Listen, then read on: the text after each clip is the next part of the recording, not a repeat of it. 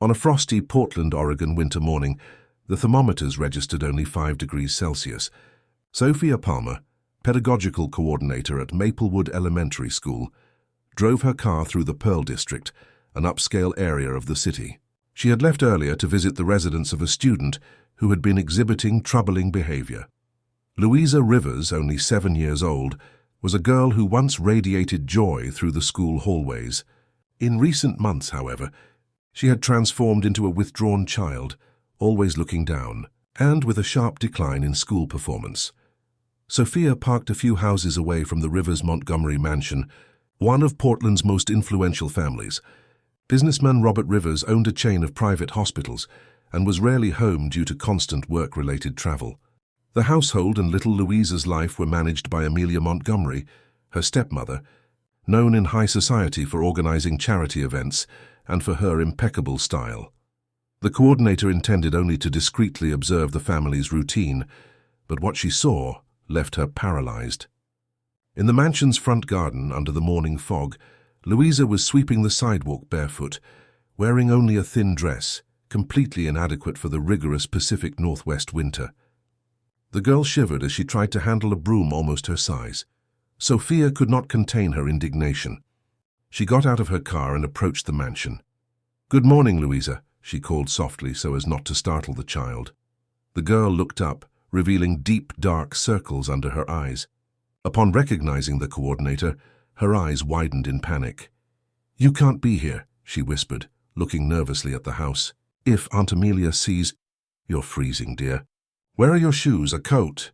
"I need to finish this before school," the girl explained, her voice almost inaudible. "If I don't finish, I won't get breakfast. I'm already late." At that moment, the mansion's electronic gate opened. Amelia Montgomery emerged, impeccably dressed in a beige cashmere ensemble, contrasting with her red lipstick. "Sophia! What a pleasant surprise," she exclaimed with a smile that didn't reach her eyes. "What brings you here so early?" "Good morning, Amelia. I came to discuss Louisa's performance at school. We've noticed some worrying changes."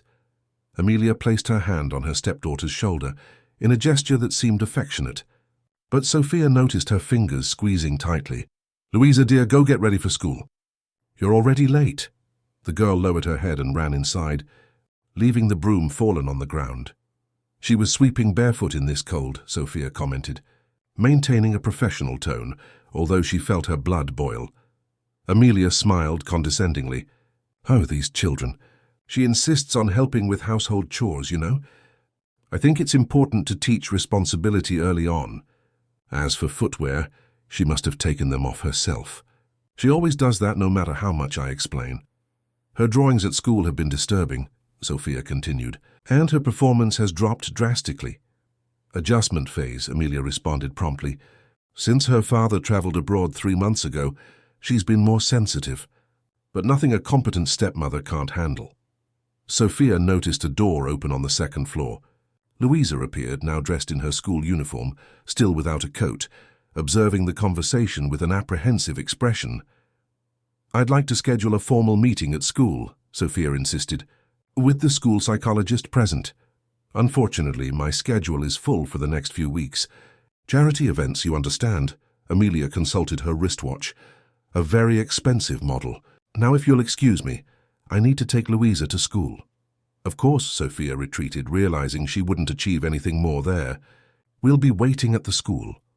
On her way back to the institution, Sophia couldn't get the image of Louisa trembling in the cold out of her head, nor the change in her behavior in recent months. The girl who once drew colorful flowers and smiling families now produced dark images, with menacing figures hovering over a smaller child.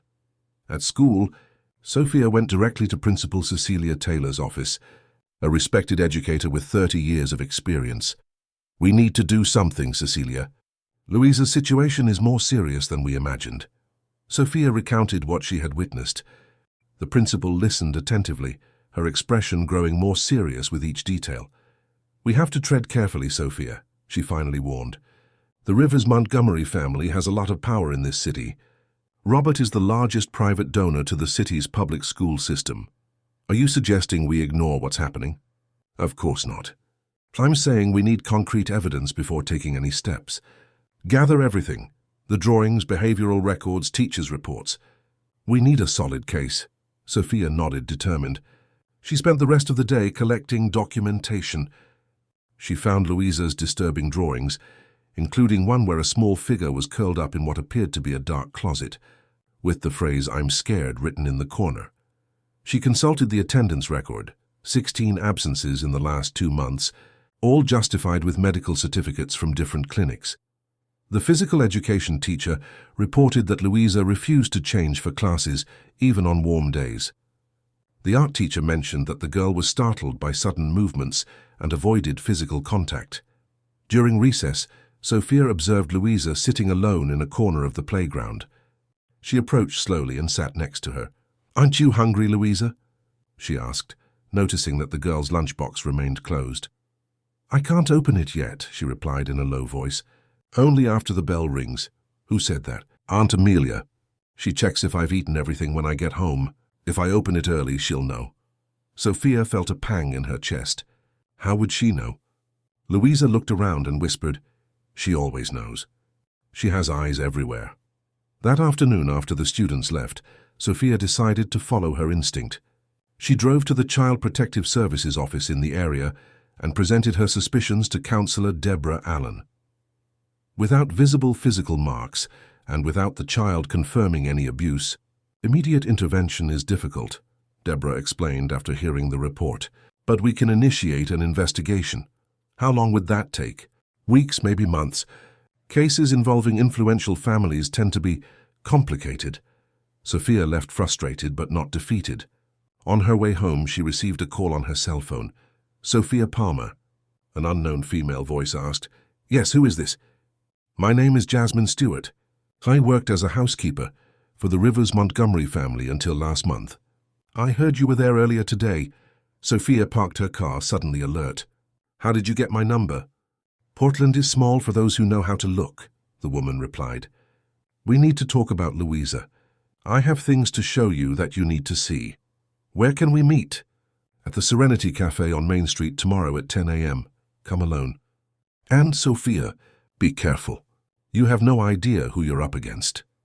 The next morning, the Serenity Cafe was practically empty when Sophia arrived, 5 minutes before the scheduled time. She chose a table in the most discreet corner of the establishment, from where she could observe the entrance. Her thoughts kept returning to Louisa, who had missed school again that morning. At 10:15 a.m., a black woman of approximately 50, with a dignified posture and watchful eyes, entered the cafe. Sophia immediately recognized the figure she had seen a few times picking Louisa up from school, always keeping her distance and remaining silent. "Jasmine?" Sophia discreetly raised her hand. The woman nodded and approached, sitting with her back to the wall from where she could observe the door. "Thank you for coming," Jasmine said in a low voice. "I worked for the Rivers family for 7 years.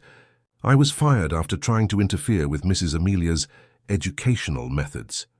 Sophia ordered 2 coffees and waited for the server to move away before continuing the conversation. "What's happening in that house, Jasmine?" The former housekeeper took a deep breath, as if gathering courage. "I started working there when Mr. Robert was still married to Louisa's mother, Mrs. Helen. Those were happy times. The girl was loved, healthy, always laughing." Her eyes welled up. "When Mrs. Helen left us due to heart complications, everything changed. The father married Amelia shortly after. 6 months. It was a scandal, but he was vulnerable, needy. Mrs. Amelia is an expert at identifying weaknesses. Louisa, poor thing, suffered the most." Jasmine opened her purse and pulled out a brown paper envelope, sliding it across the table. "At first it was small things. Dietary restrictions, absurd demands for organization for a 6-year-old, then disproportionate punishments. Mr. Robert is rarely home, and when he is, Mrs. Amelia transforms into the perfect stepmother." Sophia opened the envelope carefully. Inside were 3 photographs. The first showed Louisa sleeping on the floor of a closet, wrapped only in a thin towel. The second was an image of the mansion's refrigerator, with a padlock on the handle. The third showed the interior of a closet, adapted as a punishment room, with a small camera installed in the upper corner. "She locks the girl in that closet?" Sophia felt her stomach churn for hours, sometimes without water, without food. She says it's to build character. Jasmine took a sip of coffee to mask her emotion. The camera is to monitor if the girl is really reflecting on her mistakes, or just sleeping. Why doesn't the father notice any of this? Mr. Robert is always traveling. When he's home, Mrs. Amelia manipulates everything. Louisa is afraid to speak because her stepmother convinced her that her father would send her to a boarding school if he knew she wasn't behaving well. Sophia carefully put the photos away. This is enough evidence for a formal complaint. It's not that simple. Jasmine lowered her voice even further. Mrs. Amelia has important contacts, including at Child Protective Services. The last time someone tried to report, she knew even before the official visit. Who tried to report? The previous nanny, Marlene. She was fired the same day and left Portland after receiving threats. Mrs. Amelia spread rumors that she was stealing jewelry from the house. Sophia felt a chill. And you're not afraid? I am, but I'm more afraid of what might happen to Louisa if no one does anything. Jasmine took a napkin and wrote down a number. This is my cell phone. Only call in case of extreme necessity. As they were about to say goodbye, the cafe door opened. Sophia felt her blood run cold as she recognized Gideon Montgomery, Amelia's brother and an influential city councilman, entering accompanied by 2 assistants. Jasmine quickly turned her face away. He saw me, she whispered. I need to go. She got up hastily, leaving some notes on the table to pay for the coffee. Be careful, Sophia. These people don't play around. Sophia remained seated for a few minutes after Jasmine left, pretending to check her phone while discreetly observing Gideon. He seemed not to have noticed her, focused on a heated discussion with his assistants. Upon leaving the cafe, Sophia drove directly to the school. She found Principal Cecilia in a meeting with Marcus Forrester, supervisor of the City Department of Education, a man known for his bureaucratic rigidity. Sophia, good you're here. Cecilia seemed tense. We were just discussing Louisa Rivers' case. Marcus adjusted his thick-rimmed glasses, looking at Sophia with disapproval. I understand you visited the family's residence without formal authorization, Coordinator. This is a serious violation of protocols. Sophia felt cornered but maintained her composure. I was moved by concern for a student's well-being, which is also our responsibility. I received a call from Mrs. Amelia Montgomery this morning, Marcus continued, ignoring her justification. She is quite upset about what she calls institutional harassment. She says you accused her of mistreating her stepdaughter. I didn't accuse anyone. I merely questioned troubling situations I observed. Cecilia intervened. Sophia is just doing her job, Marcus. We have documented significant changes in the child's behavior. The supervisor sighed. Do you have any idea who you're dealing with? Mrs. Montgomery's brother is the chairman of the Education Committee on the City Council. Her husband finances half of the city's social projects, and that's above a child's well-being. Sophia couldn't contain her indignation. I'm merely suggesting caution. Marcus retreated slightly. Unless you have concrete proof of mistreatment, you're treading on dangerous ground. Sophia touched the envelope in her purse, hesitant. Exposing the photos now without a clear plan could be counterproductive. She decided to save this evidence for the right moment. We received this morning. Cecilia extended an official document. It was a request for Louisa's school transfer. The family has decided to enroll her in a private school and is requesting all student documentation. Sophia felt a pang in her chest. They're isolating the girl, or simply exercising their right to educational choice, Marcus pondered, standing up. In any case, you can't prevent it. Prepare the documentation by tomorrow. After the supervisor left, Sophia slumped into a chair, feeling the weight of helplessness. Cecilia closed the office door and sat beside her. I know how you're feeling, Sophia. I'm worried about Louisa, too. We need to act fast, Cecilia. I have evidence. Sophia took the photographs from the envelope, explaining their origin. The principal examined the images with a grave expression. This changes everything. But we need to be strategic. If we act impulsively, the family might hide Louisa or destroy other evidence. I have a friend, Sophia commented after a few moments of reflection. Camille Brooks, an investigative reporter for the Portland Herald. Maybe she can help us. Journalists are risky at this stage, Cecilia warned. Her formal complaint to the public prosecutor's office would be safer. And how long would that take? Weeks, months. Louisa needs help now. That afternoon, Sophia received an anonymous message on her work phone. Stay away from the Rivers case or face consequences. First and only warning. Instead of intimidating her, the message only strengthened her resolve. That same night, she met with Camille at a restaurant away from the city center. "This is more serious than I imagined," the journalist said, after examining the photos and hearing the full account. "Coincidentally, I've been investigating alleged irregularities in charity events for several months, many of them organized by Amelia Montgomery. Is there a connection?" "Perhaps. I have sources that suggest less than half of the money raised reaches the announced recipients." Camille paused, thoughtful. "This could be the loophole we need. People like Amelia Montgomery are experts at building perfect facades, but there's always a weak point. What do you suggest?" "A two-pronged strategy. Continue with the formal complaint through official channels, while we investigate the charity events. If we can get evidence of financial fraud, we can use that as leverage." Sophia agreed, feeling a spark of hope for the first time. "I'm afraid of what might happen to Louisa in the meantime."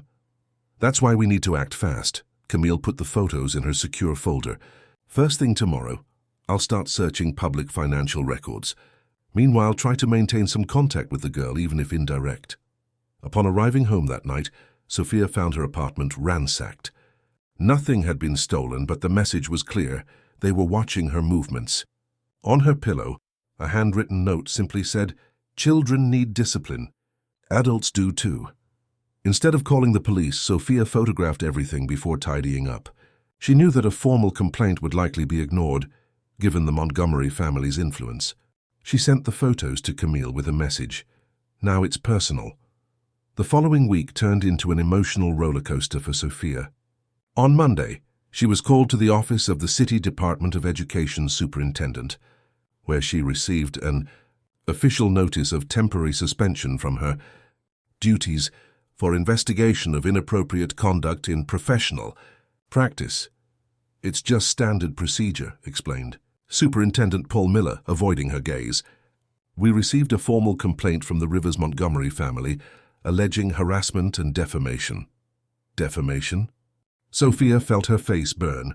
"I'm trying to protect a child." "These are serious allegations, Sophia. The family has documents, signed by private psychologists, stating that the girl exhibits fanciful tendencies and manipulative behavior as a way to seek attention after her mother's passing." Sophia contained her indignation. How convenient. What about her drawings, her absences, her behavior at school? All explainable by childhood anxiety, according to the reports. The superintendent seemed genuinely uncomfortable. "Look, this isn't permanent. 2 administrative weeks, while a committee reviews the case." Upon leaving the department, Sophia received a message from Cecilia. Amelia came to pick up all of Louisa's documentation. She brought a lawyer. "The transfer is finalized." The fear of losing contact with Louisa had become a reality. Sophia felt defeated, but only momentarily. That same afternoon, she met with journalist Camille in a park away from the city center. "They're closing in," Sophia commented, watching children play on the playground, a sight that only intensified her concern for Louisa. "Expected," Camille seemed unfazed. "But while they're focused on you, I've accessed something interesting." She showed a folder on her tablet. Bank statements from 3 NGOs that received donations from Amelia's events. There are significant discrepancies between the publicly announced amounts and those actually received. "How did you get that?" "I have my sources," Camille smiled discreetly. "The most interesting thing is that one of the NGOs, the New Dawn Institute, doesn't even physically exist. It's just a front with an active business registration, but no physical office or real employees." "And where does the money go?" "A substantial part ends up in a consulting firm called AM Solutions." Camille zoomed in on a document on the screen. "Guess who the owner is?" "Amelia Montgomery," Sophia deduced. "Exactly. And the best part, the accountant who signs all these documents is Gideon Montgomery, the city councilman brother." Sophia felt a spark of hope. This is clear fraud. Yes, but we still need more. Money laundering is hard to prove, especially with such well-connected people. Camille put away her tablet. I have a source at the public prosecutor's office who can help, but I need something more concrete about Louisa to link the cases. I don't know how to get that now. I'm suspended from school and the girl has been transferred. What? About Jasmine. Does she still have contacts at the house? Perhaps, but she's already at risk. At that moment, Sophia's phone rang. It was an unknown number. She hesitated but answered. Sophia? The male voice sounded tense. This is Rodney Myers, the Rivers family driver. Jasmine gave me your contact. Sophia exchanged glances with Camille, putting the phone on speaker. Yes, I'm listening. I don't have much time. Mr. Robert returned to the U.S. last night unexpectedly. The house is in chaos. Mrs. Amelia is furious. I've never seen her so agitated. What happened? It seems he discovered some of the financial transactions. They've been arguing for hours, locked in the office. Rodney spoke lower. But the reason for my call is the girl. She's been locked in her room since yesterday without food. The new maid tried to bring her something, but Mrs. Amelia forbade it. Sophia's heart sank. Does he know about his daughter's situation? I don't believe so. Mrs. Amelia is controlling all access to him, but there was a tense pause. I need to hang up. Someone's coming. I just thought you should know. The call ended abruptly, leaving Sophia and Camille in momentary silence. This changes everything, Camille was the first to speak. The father is in the city and there's internal conflict. That's our chance. How do we approach the father without her interference? I have an idea. Camille picked up her phone. I'll request an interview with Robert Rivers about the hospital expansions. It's a topic I've been covering for months, so it won't raise suspicion. I can use that as an entry point. While Camille made the call, Sophia received a notification. It was an anonymous email containing an audio file. With trembling hands, she pressed play and immediately recognized the voices.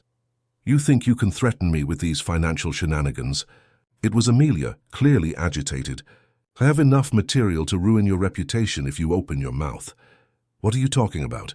The male voice, presumably Robert's, sounded confused and irritated.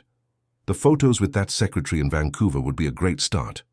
Imagine what the press would do with that, especially now that your group is negotiating with the government. Are you blackmailing me? After embezzling charity money?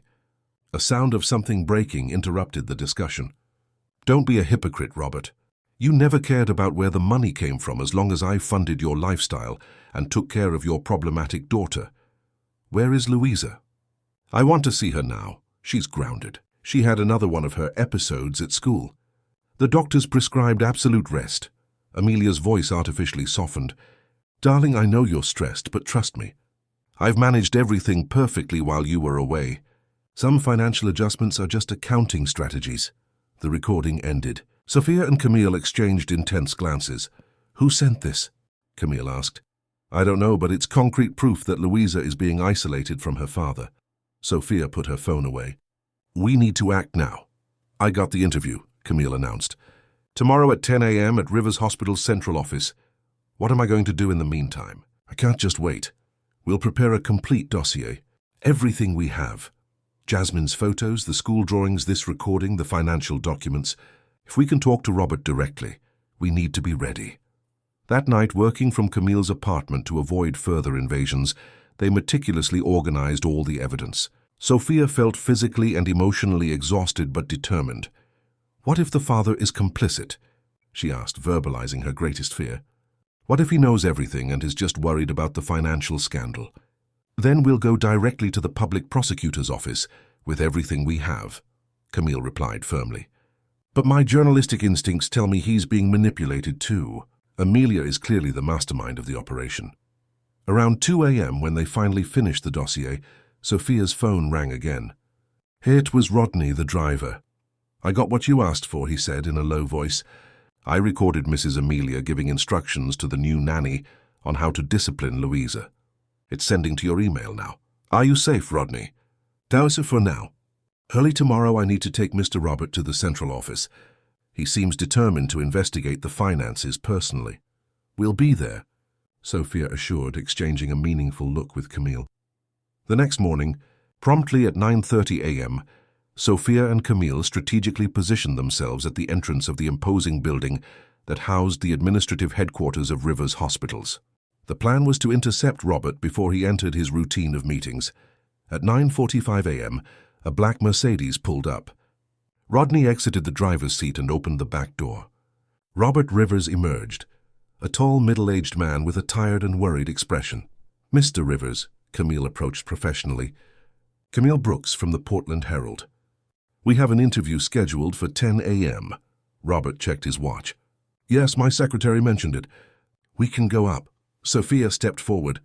"Mr. Rivers, I'm Sophia Palmer, pedagogical coordinator at the school where your daughter studied until last week." The man frowned, confused. "What do you mean, studied? Louisa changed schools?" Robert's perplexed look confirmed Sophia's suspicion. He didn't know about the recent changes in his daughter's life. Before he could respond, a security guard approached hastily. "Mr. Rivers, your wife just called. She asked to inform you it's urgent and that you should return home immediately." Sophia perceived the manipulation in progress. It was now or never. "Your daughter needs help, Mr. Rivers," she said firmly, extending a folder. "Please look at this evidence before it's too late." Robert Rivers stared at Sophia with a mixture of confusion and alarm. The security guard stepped forward, interposing himself between them. "Sir, should I call the police?" Robert raised his hand, signaling the guard to step back. He looked at the folder Sophia extended to him, hesitating. "What exactly is this about?" "It's about your daughter, Louisa," Sophia replied, keeping her voice calm despite the rising tension. "There's evidence of systematic neglect and psychological abuse in your absence. Your wife has isolated Louisa and created an environment of fear." Robert's face paled. For a moment, Sophia feared he would refuse the folder, call security, or denounce her. Instead, he took it with slightly trembling hands. "My office now." In the luxurious presidential office, Robert closed the blinds and turned off his cell phone after receiving Amelia's third insistent call. He opened the folder on the desk and began to examine the contents, his face transforming with each new piece of evidence. The photographs of Louisa sleeping on the closet floor brought tears to his eyes.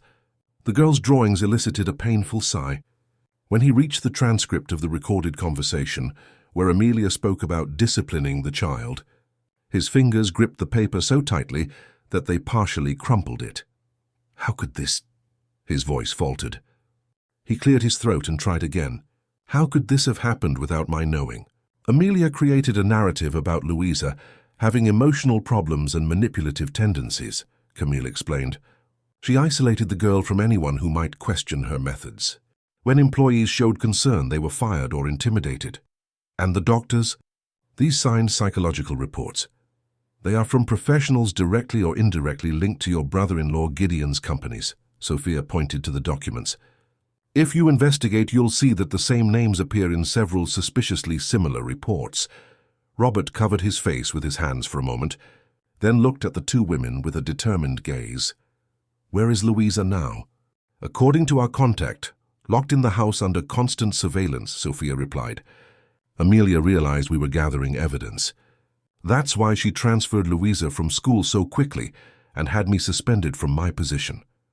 "There are also the financial issues," Camille added, opening another folder. "We uncovered a sophisticated scheme of fund embezzlement from the charity events organized by your wife." Robert examined the financial documents with an experienced eye. "This explains the discrepancies I started noticing recently." He stood up abruptly. "I need to see my daughter right now." "That could be dangerous," Sophia warned. "If Amelia suspects you've discovered everything, she might take drastic measures to cover up the evidence or manipulate Louisa." "What do you suggest then?" "We need an official approach," Camille intervened. "I have contacts at the public prosecutor's office who can issue a court order for a home visit with Child Protective Services accompaniment today." "How long would that take?" "A few hours if we expedite the process with your formal statements as a father." Robert looked at his watch, visibly distressed. "I can't wait knowing my daughter is suffering right now." "I understand your urgency," Sophia gently touched his arm, "but we need to do this the right way. If Amelia realizes your intentions before the official intervention, she could create legal obstacles or even disappear with Louisa." The businessman pondered for a few moments. the internal struggle evident in his expression. "You're right. Let's do this legally, but with utmost urgency." The following hours were intensely mobilized. Robert cancelled all his appointments for the day, leaving his team confused. With Camille's help, they met with prosecutor Dr. Patricia Sterling from the juvenile court, who listened attentively to the account and examined the evidence. "This is extremely serious," she declared after reviewing the material. "I will request an emergency protective order and an immediate home search." While waiting at the courthouse, Sophia's phone rang. It was Jasmine. "Sophia, something's happening," the former housekeeper spoke quickly. "There are bags being packed, and I heard Mrs. Amelia talking about an emergency trip abroad with Louisa." Sophia paled, signaling for the others to pay attention. "When?" "The private jet is being prepared to take off at 5 p.m. I got this information from a contact at the airport." Sophia checked her watch. 2:45 p.m. "They're trying to flee. We need to act faster." The information accelerated the process. At 3:30 p.m., the duty judge, Dr. Marcia Thompson, signed a court order authorizing the home search and immediate medical and psychological evaluation of Louisa. A team was mobilized, composed of 2 Child Protective Services agents, a forensic psychologist, 2 court officers, and 4 detectives. Robert, Sophia, and Camille followed in a separate car. The drive to the Rivers Montgomery mansion in the Pearl District was silent, each immersed in their own thoughts and anxieties. As they approached the imposing gates, they saw intense activity. A luxury car was parked at the main entrance, and 2 private security guards were loading suitcases. "They're leaving," Robert murmured, his face tense. The official convoy positioned itself, blocking the property's exit. When the court officers identified themselves at the intercom, there was a moment of silence followed by a refusal. "The family is not receiving visitors. Please schedule an appropriate time." Court Officer Carlos Nogueira, an experienced man with 20 years in his career, responded firmly. "We have a court order for immediate access to the residence and to the minor Louisa Rivers. Obstruction will be considered a crime of disobedience." The gates remained closed. It was Robert who intervened, using his personal code on the security system to open the gates automatically. The team entered quickly, heading to the main entrance. Amelia appeared at the door, impeccably dressed and made up, but with her eyes betraying her nervousness. "Robert, what is the meaning of this?" Her gaze swept over the group, lingering on Sophia with visible hatred. "You brought these people into our house? Based on what?" The court officer stepped forward, handing her the court order. "Madam, please cooperate with the procedure. We need to see the minor Louisa Rivers immediately. My stepdaughter is resting. She's not well, she has emotional problems and—" "Enough with the lies, Amelia," Robert interrupted, his voice trembling with contained rage. "Where is my daughter?" One of the detectives noticed movement on the second floor. A small figure observed the scene through a gap in the curtain. The forensic psychologist, Dr. Helen Carter, intervened with professional calm. "I suggest we proceed with the child's evaluation immediately." While part of the team remained with Amelia on the ground floor, Dr. Helen, a Child Protective Services agent, Sophia and Robert went upstairs. In the hallway they found a young woman, apparently the new nanny, standing hesitantly before a door. "It's here," she whispered, looking nervously at the stairs. "I have the key." The door opened, revealing a luxurious yet cold and impersonal room. Sitting on the edge of the bed, wearing an impeccable school uniform out of hours, was Louisa. Her thin, pale face momentarily lit up when she saw Sophia, but soon closed into a cautious expression. "Daddy!" The girl's voice was almost inaudible. "Is Mrs. Sophia in trouble?" Robert knelt before his daughter, his eyes teary. "No, dear. No one is in trouble. We came to see how you are." Louisa looked uncertainly at the psychologist and the Child Protective Services agent, then back at her father. "Aunt Amelia said I couldn't talk about home things at school, that it was our secret." Sophia felt a lump in her throat, but maintained her professional composure. Dr. Helen gently approached, sitting next to Louisa. "Hi, Louisa. My name is Helen. I'm a children's doctor. I'd like to chat with you for a bit, and maybe do some very simple checkups. Is that okay?" The girl nodded shyly. "Will I need to have blood drawn?" "No, dear. I just want to talk and see how you're feeling." While the initial evaluation took place in the room, the situation downstairs deteriorated. Amelia, realizing the seriousness of the situation, moved from denial to offense. "This is a setup. Sophia Palmer has a history of emotional instability. She's been obsessed with our family ever since Robert rejected her advances." The court officers remained impassive, but Camille couldn't contain her indignation. "I have documentary evidence of systemic financial fraud in your charity events, Mrs. Montgomery. Would you like to comment on that too?" Amelia's face transformed into a mask of fury. "You have no idea who you're messing with. My brother will end your career before any article is even published." The threat was interrupted by the return of the team from the second floor. Dr. Helen held Louisa by the hand, the girl now wearing more comfortable clothes and carrying a small backpack and a worn teddy bear. "As per the court order," she officially announced, "the minor exhibits signs consistent with mistreatment and an inadequate home environment. We are authorized to take her for a complete medical evaluation and temporary protection." Amelia lunged forward, trying to reach Louisa. "This is absurd. She's a problematic child who invents stories." Robert stepped between them. "Enough, Amelia. It's over. Over. You have no idea what I can do, Robert," she hissed. "I'll ruin you. Every contract, every negotiation, every dirty secret." One of the detectives approached. "Madam, I recommend you remain calm. Your words are being recorded." At that moment, Louisa did something that surprised everyone. She gently released Dr. Helen's hand and approached Sophia, extending a folded piece of paper. "I made a drawing for you, teacher," she said in a small voice. "Can I show it now?" "It's not one of the sad ones." Sophia knelt, accepting the paper with trembling hands. As she unfolded it, she saw the image of two figures holding hands, one small and one large, under a bright blue sky. In the corner of the drawing, a simple phrase, "Thank you for seeing me." The tears Sophia had held back for weeks finally rolled freely.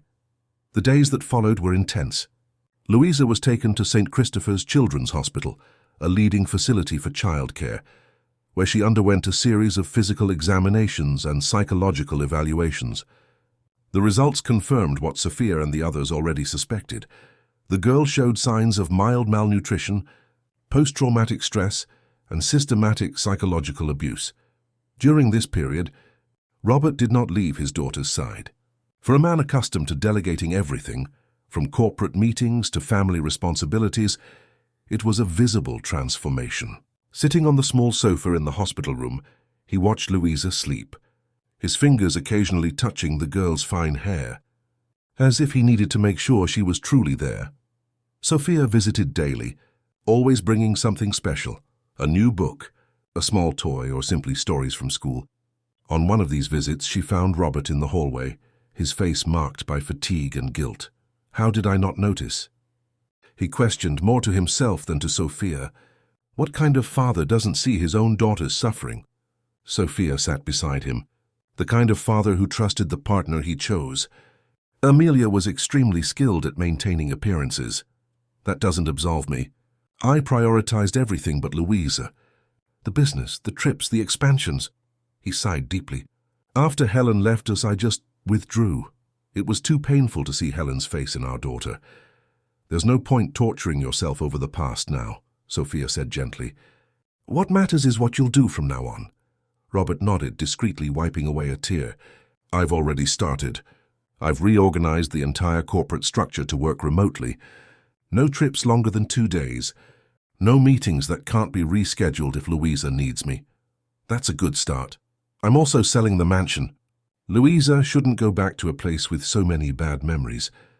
The conversation was interrupted by the approach of Dr. Martha Vance, the child psychiatrist responsible for the case. Mr. Rivers, Ms. Palmer, may I speak with you? In the hospital's small meeting room, Dr. Martha presented her evaluation with clinical precision, but without losing sensitivity. Louisa is a resilient child, with an impressive capacity for adaptation, but the trauma exists and needs to be properly treated. She flipped through some notes. I strongly recommend regular therapy, a stable and predictable environment, and the maintenance of the support figures she has already identified as safe. How can I help her recover? Robert asked anxiously. Establish clear but flexible routines. Be consistent with rules and boundaries, always explaining the reasons. Avoid excessive criticism or perfectionism. And above all, be present. The doctor smiled gently. Not just physically, but emotionally available. What about school? Sophia asked, concerned about Louisa's academic development. I suggest waiting a few weeks before reintroducing her to the school environment. When the time is right, a gradual return would be ideal, possibly with half-days initially. Meanwhile, the legal case developed rapidly. Amelia faced charges of child mistreatment, psychological abuse, financial fraud, and falsification of medical documents. Her brother, Gideon Montgomery, was also being investigated for his involvement in the scheme of diverting funds from charity organizations. The scandal erupted in the media when Camille published a series of detailed reports in the Portland Herald. Public opinion, initially divided, swung decisively against Amelia when testimonies emerged from former mansion employees and other children who reported seeing Louisa treated cruelly at social events. 2 weeks after the intervention, Louisa was discharged from the hospital. Robert had rented a cozy house in the Laurelhurst neighborhood, with a large garden and a room specially decorated for his daughter, following her preferences for shades of green and yellow. On the morning of the move, Sophia received an unexpected phone call from Principal Cecilia. I received the official notification. You are reinstated to your position, Sophia. With a formal apology from the City Department of Education. Sophia smiled, feeling a weight lift from her shoulders. When can I return? Officially next Monday, but Cecilia paused significantly. There's another matter. Robert Rivers requested your presence at the new house today. He said Louisa is eager to show you something. Hours later, Sophia parked in front of the Rivers' rented residence. It didn't have the grandeur of the previous mansion, but it exuded warmth and welcome. Robert greeted her at the door with a tired but genuine smile. She hasn't stopped talking about your visit all morning, he commented, guiding Sophia to the backyard. There, sitting at a colorful little table, Louisa was drawing intently, her tongue slightly sticking out in a sign of intense focus. Upon seeing Sophia, her face lit up. Teacher Sophia, come see my new garden. For the next hour, Sophia was guided on a detailed tour of the newly planted flower beds, the room decorated with bookshelves, and the small improvised art workshop on the porch. Louisa talked incessantly, alternating between excited descriptions of the new spaces and ambitious plans for the future. And here I'm going to plant sunflowers. Dr. Martha said that sunflowers always seek the light, even on cloudy days. Just like we should. Sophia noticed how the girl seemed lighter, how her voice had regained its normal volume, how her eyes now held visual contact. Small signs of healing that warmed her heart. During the snack prepared by Mrs. Marlene, the new housekeeper hired on Jasmine's recommendation, Sophia observed the interaction between father and daughter. Robert listened attentively to each of Louisa's stories, answered her questions seriously, and respected her space when she was reticent about certain subjects. We've established a routine of dinner together every night, he explained when Louisa moved away to show something to Marlene. And we have what we call truth time, when we can talk about anything without judgment. It's been revealing. Is she opening up about what she went through? Circle little by little. Some details emerge at unexpected moments. Yesterday, while we were making pancakes, she casually mentioned that Amelia made her repeat, "I'm an ungrateful girl," 50 times when she spilled something. Sophia felt a pang in her chest. It will take time. I have all the time in the world for her now. Robert's eyes followed his daughter with a mixture of love and determination. Besides, we have specialized help. In addition to regular therapy with Dr. Martha, Louisa participated in animal-assisted therapy sessions at a hospital-affiliated non-profit. Twice a week, she spent hours caring for rescued dogs and cats, an activity that helped her rebuild her capacity to trust and express affection. As the day progressed, Sophia realized she had been invited not just for a casual visit. After dinner, when Louisa retired to take a bath accompanied by Marlene, Robert led Sophia to his office. "I have a proposal to make," he announced, indicating for her to sit. "Louisa will return to school soon, but specialists recommend a gradual process with individualized support." Sophia nodded. "Understandable. We can develop a special program at school. Actually, I was thinking of something more direct. Robert seemed slightly nervous. I'd like to hire you as Louisa's private tutor during the transition. A few hours a week to help her catch up on lost content and readjust to the academic environment. Sophia hesitated. I appreciate the offer, but I've just been reinstated as coordinator. I have responsibilities to all students. I understand perfectly. That's why I've already spoken with Principal Cecilia and the Superintendent of Education. Robert smiled at Sophia's surprised expression. I proposed financing a pilot project for specialized care for children in situations of emotional vulnerability, using Louisa's case as an initial study. You would keep your position, but with hours dedicated specifically to this project. The proposal was tempting and innovative. Sophia had always believed that schools needed more personalized approaches for children in traumatic situations. This would benefit not just Louisa, but potentially many other children, she pondered. Exactly. It transforms a tragic situation into something constructive. Robert paused. Furthermore, it would be a way to thank you for everything you did for my daughter when I myself failed to protect her. Before Sophia could respond, Louisa appeared at the office door, dressed in green dinosaur pajamas and with damp hair from her bath. Teacher Sophia, are you leaving now? She asked with a slight tremor in her voice. Soon, dear. Can I show you just one more thing before you go? The girl seemed anxious. Sophia and Robert exchanged amused glances and followed Louisa to her room. There, the girl proudly opened a colorful folder. I started my courage book. Dr. Martha said I can record all the times I do something brave, even if it seems small. Sophia examined the pages. The first entry, written in Louisa's unsteady hand, read, Today I was brave because I said I was scared. Teacher Sophia taught me that's courage too. Moved, Sophia hugged the girl. At that moment, she made her decision. Louisa, I would love to be your special tutor for a while. What do you think? The girl's radiant smile was sufficient answer. Later, as Sophia prepared to leave, Robert accompanied her to the car. There's something else I'd like to discuss, he said, suddenly seeming shy, about Amelia. Any news on the case? That she's proposing a plea bargain, partial confession in exchange for a reduced sentence. Sophia felt a mix of indignation and relief. Will you accept? I'm considering it, not for the money or the public image, but for Louisa. Robert looked at the house where the light in his daughter's room was still on. A long trial would mean continuously exposing her to painful memories, testimonies, examinations. She would have to relive everything multiple times. Sophia understood the dilemma. What do the lawyers say?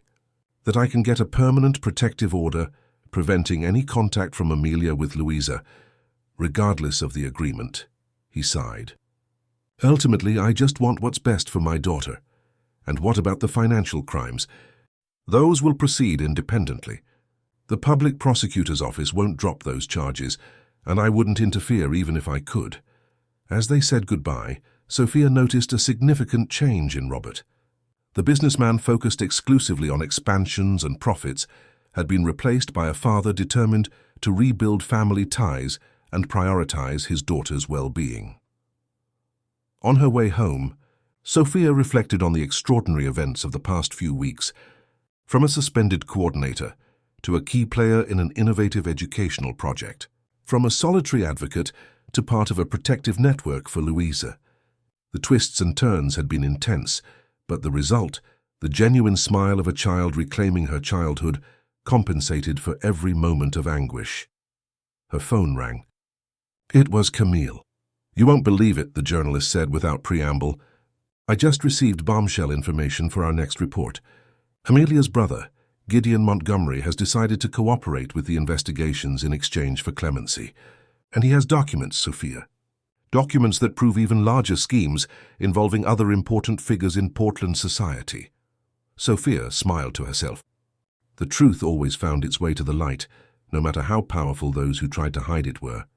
6 months had passed since that frosty morning when Sophia found Louisa sweeping the sidewalk barefoot.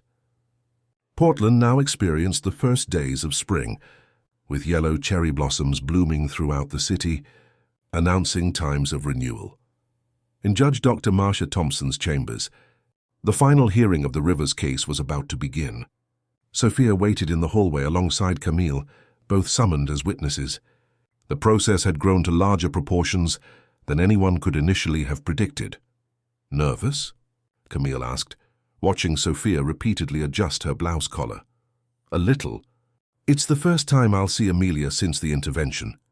Camille's series of reports had exposed not only the abuse against Louisa, but a complex scheme of charity frauds involving politicians, businessmen, and even a judge now suspended.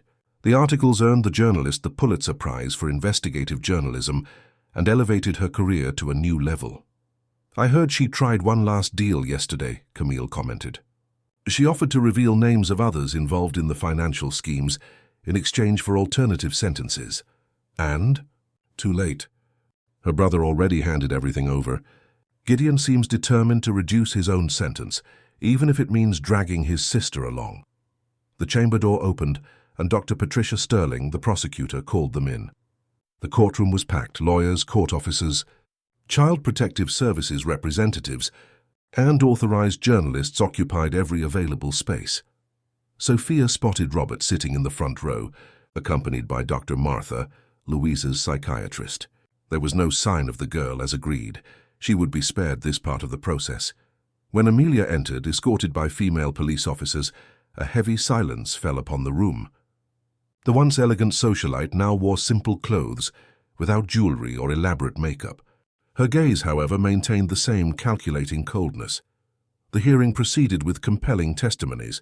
Jasmine, the former housekeeper, recounted episodes of cruelty that made those present shudder. Rodney, the former driver, confirmed the systematic isolation imposed on the child. Dr. Martha presented psychological reports detailing the emotional damage suffered by Louisa. When it was Sophia's turn, she professionally narrated her journey of discoveries, from the first signs at school to the final intervention. When mentioning the drawing Louisa had given her, "Thank you for seeing me," her voice faltered momentarily. Amelia, who had remained impassive for most of the time, finally showed emotion when her defense attorney presented a last desperate attempt. "My client acted under extreme stress after taking responsibility for a child who was not her own, while managing social events and commitments alone, with her husband frequently absent. There were excesses, yes, but driven by inexperience, not malice." Judge Dr. Marcia, known for her perceptiveness, observed Amelia for a long time before responding. "This court has heard sufficient arguments and analyzed abundant evidence. The sentence will be pronounced after a 1-hour recess." During the recess, Sophia found Robert in the courthouse cafeteria. "How is Louisa today?" she asked, joining him.